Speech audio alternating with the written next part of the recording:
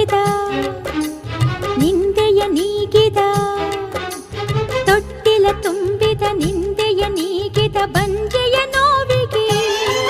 ಸಂಜೀವಿನಿಯಾದ Balashiva Balashiva